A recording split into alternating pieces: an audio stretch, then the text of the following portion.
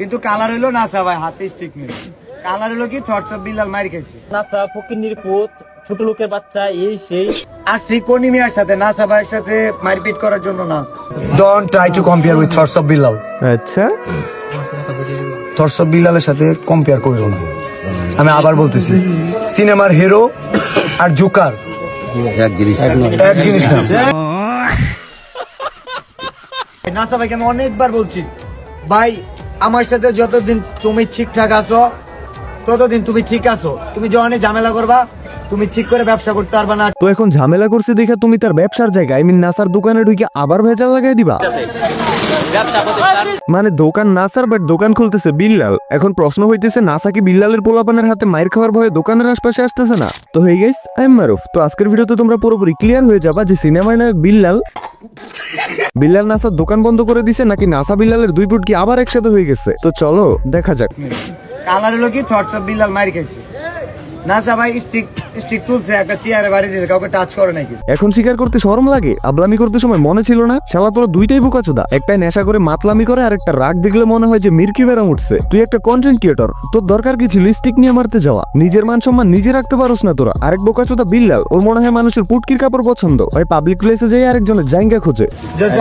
জায়গা কেনার জন্য তো তোমার জায়গা তোর মাথা নষ্ট। আরেকটা জিনিস বলে নেই, অনেকে বলতে পারে থটস অফ বিল্লালের কি কোনো দুর্বল জায়গা আছে? কোনো দুর্বল জায়গা নাই।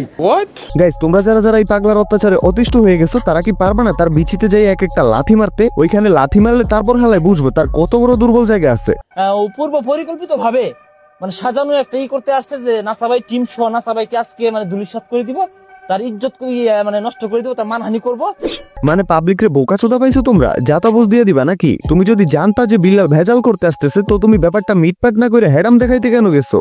তো আমি আসলে কখনো হ্যাঁ বেটা চোপ, মেন কথা তোমাদেরকে আমি বলতেছি। হয়তো স্বীকার করছে যে বিল্লাল এখানে ভেজাল করতে আসতেছে, ও বুঝছে। তো ভাই নাসার করণীয় ছিল কয়েকটা ভালো মানুষ ডাইকে একসাথে থাকা, যাতে নর্মালি ব্যাপারটা সলভ হয়ে যায়। বাট ওই কি করলো, মারামারির জন্য সাথে করে স্টিক নিয়ে আসলো। মানে বুঝতেছো, ওর মাথার মধ্যে আগে থেকেই ছিল যে আজকে বিল্লাল কিছু বললে স্টিক দিয়ে বাইরে তার মাথা ফাটায় ফেলবো। না হলে ভাই তুমি আমারে বলো, নর্মালি একটা মানুষ কেন স্টিক তার সাথে রাখবে?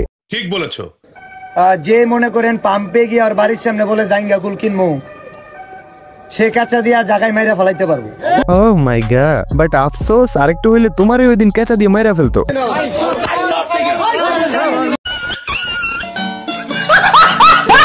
আমি নাসার বিরুদ্ধে চান করতেছি না, just remember one things, don't try to compare with thoughts of Billal. Thoughts of বিল্লালের সাথে কম্পেয়ার করিও না। আমি আবার বলতেছি, সিনেমার হিরো আর জোকার এক জিনিস না। ও ভাই রে ভাই, নাসা জোকার আর বিল্লাল ভাই সিনেমার নায়ক।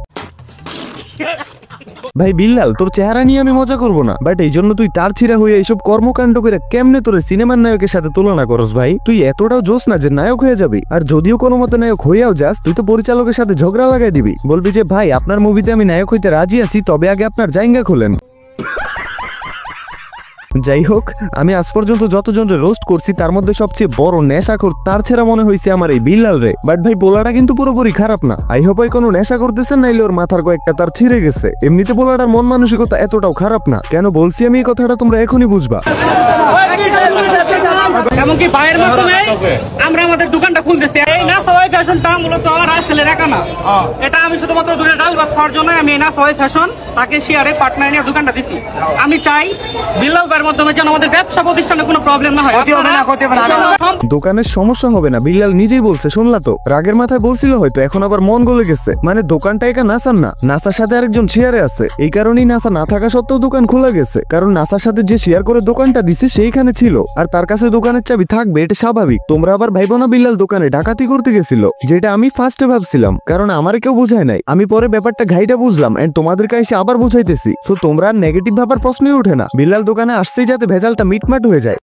যাই হোক, নেক্সট ভিডিওতে আমি তোমাদেরকে আরো অনেকগুলো বিষয় ক্লিয়ার করে দিব। সো তোমরা ভিডিওতে লাইক দিয়ে সাবস্ক্রাইব করে অবশ্যই আমার সাথে থাকো, আর কমেন্টে অবশ্যই বলে যাবা তুমি কোন জেলা থেকে আমার ভিডিওটা দেখতেছো। তো আজকের জন্য টাটা, ভেরি সুন আবার ওয়েট করতেছি তোমাদের মাঝে নতুন কোনো ভিডিও নিয়ে। ততক্ষণ পর্যন্ত চিল থাকো তোমরা।